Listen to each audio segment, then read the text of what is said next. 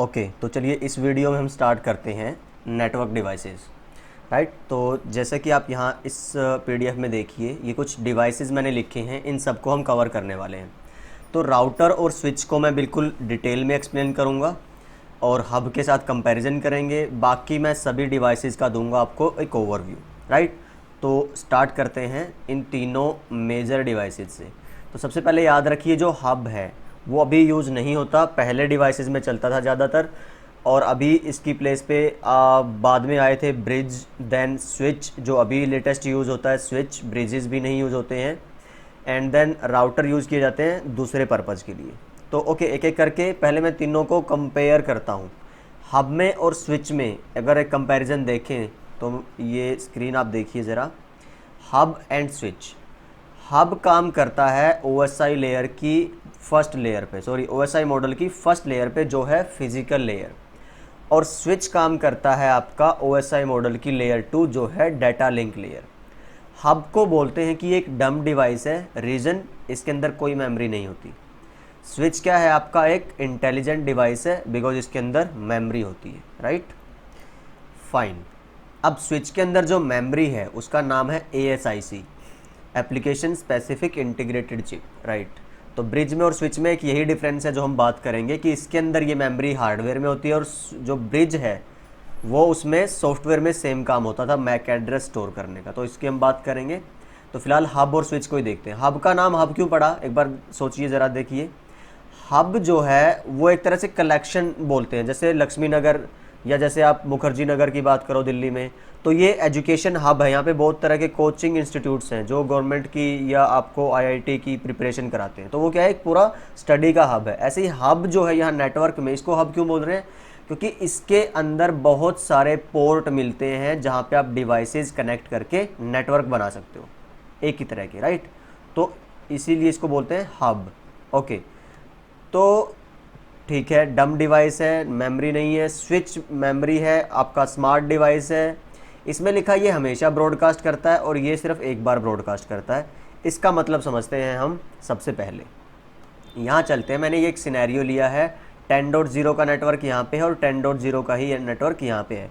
IP addressing की video दोबारा देखिए अगर आपको डाउट है कि ये नेटवर्क और IP में क्या कन्फ्यूज़न है, यहाँ पे 10.0 क्यों लिखा है और यहाँ 10.1 क्यों लिखा है। राइट, तो अगर मैं इस PC से इस PC को कोई पैकेट भेजना चाहता हूँ, देखिए ध्यान से, लाइक दिस,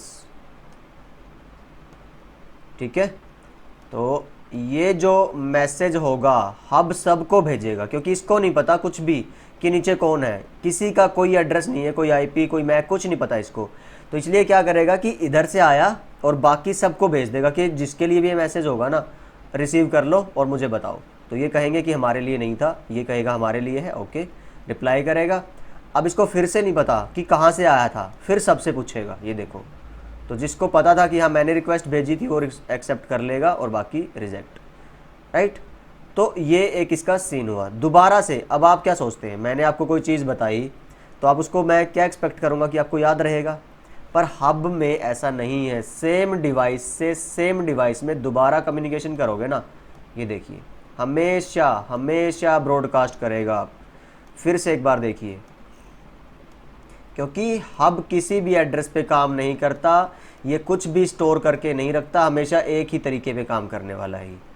पर लेकिन अगर मैं स्विच का एग्जांपल लूँगा, देखिए स्विच में 10.1 को 10.4 से कम्युनिकेशन करना है, तो कैसे पता चला कौन भेज रहा है, तो वो 10.1 है, और किसको रिसीव करना है, 10.4 को। देखिए ज़रा ध्यान से, पहली बार तो स्विच क्या करेगा, इसको नहीं पता 10.432 के बारे में, ये पहले मैक एड्रेस लर्न करेगा।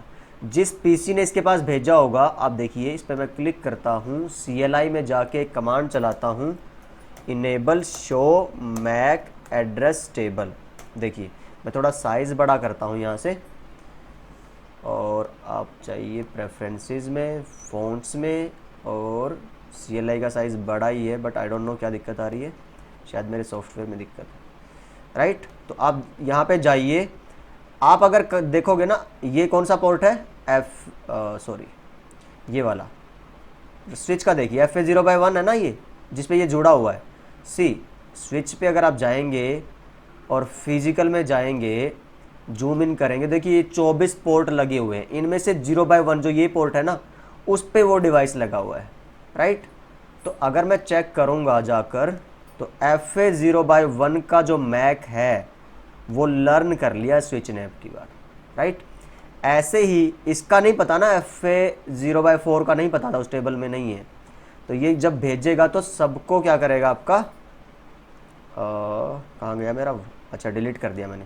चलिए दोबारा देखते हैं एक बार, यहाँ से यहाँ भेजना था, ओके पैकेट भेजना था ना अपने को, तो लाइक दिस। तो ये हम करेंगे डिस्कस जब भी पैकेट ट्रेसर पढ़ेंगे कि क्या मतलब है इस मोड का और इस मोड का क्या डिफरेंस है। अभी बस यहाँ से आप उठाइए, पहले वाला पैकेट डिलीट करता हूँ, यहाँ से इधर भेजते हैं। तो देखिए इसका तो पता था, स्विच को लर्न कर लिया था इसने पहले, अब अगर चेक करेंगे तो सी, पर क्योंकि डेस्टिनेशन का नहीं था इसके पास, तो अब ये स्विच क्या करेगा, ब्रॉडकास्ट, कि भाई जिसके पास भी वो आईपी थी वो मुझे अपना मैक बता दो ताकि मैं आपसे डायरेक्ट कम्युनिकेशन कर पाऊँ, राइट। स्विच की और राउटर की ये डिटेल स्टडी हम तब करेंगे जब हम राउटर और स्विच पढ़ेंगे, तब तक मैं सिर्फ ये आइडिया दे रहा हूँ आपको, जस्ट इट। अगली बार जब आप पैकेट भेजेंगे या फ्रेम भेजेंगे तो सी ये सिर्फ इसके पास जाता है, क्योंकि आपके स्विच ने इस पीसी के मैक एड्रेस को लर्न कर लिया है। दोबारा से अगर आप वही कमांड चलाएंगे तो ये देखिए, तो इसीलिए स्विच क्या है, एक स्मार्ट डिवाइस है, हब एक डम डिवाइस है, इसमें तो CLI का ऑप्शन भी नहीं आता है, देखिए, राइट। तो ये एक फ़र्क है, सबसे बड़ा फ़र्क है स्विच में और हब में। स्विच सिर्फ वन टाइम ब्रॉडकास्ट करता है, जैसे इसका मैक नहीं था उसके पास, इसके पास अगर भेजना होगा ना तो वो फिर ब्रॉडकास्ट करेगा, लेकिन सिर्फ एक बार करेगा, अगली बार यूनिकास्ट ही करेगा। तो सबसे बड़ा फ़ायदा है स्विचिंग में और हब के नेटवर्क में। क्या फ़र्क हुआ कि जो स्विच्ड नेटवर्क है वहाँ पे ब्रॉडकास्टिंग बहुत कम रहती है आपका हब वाले नेटवर्क के कंपैरिजन में, तो इससे आपकी बहुत सारी बैंडविड्थ बचती है। पहला पॉइंट ये हुआ। दोबारा चलते हैं यहाँ पे, अब कोलिजन डोमेन और ब्रॉडकास्ट डोमेन, इसका मतलब क्या हुआ, सी यहाँ पे चलते हैं दोबारा से इसी पे।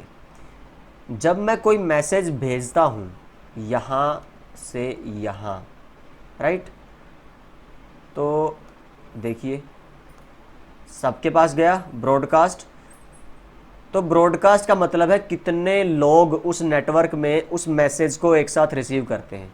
तो सी सबने किया ना, तो मतलब ये एक ही ब्रॉडकास्ट के अंदर आता है, राइट।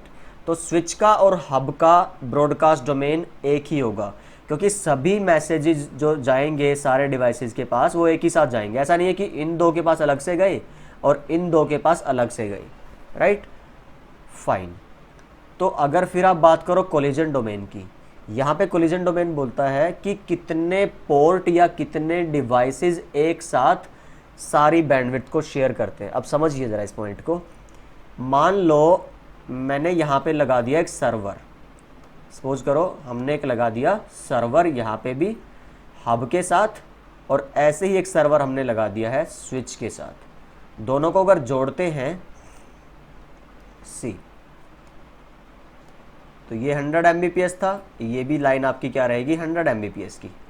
अब अगर मान लो इसके साथ कुछ भी डाटा आपको इधर उधर करना है, सी मैं अगर इसको भी IP दे दूं 10 की रेंज की, कोई भी 10.1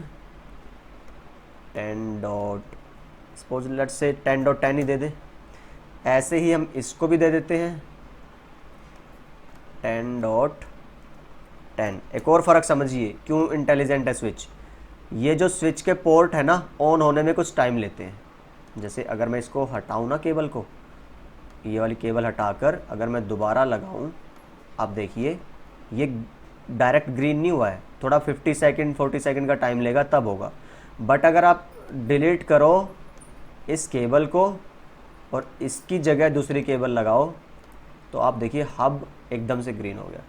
क्यों? क्योंकि ये कुछ टाइम ले रहा है मैक एड्रेस और वो सारी इन्फॉर्मेशन लर्न करने के लिए, अपनी टेबल में स्टोर करने के लिए, मैक एड्रेस टेबल में।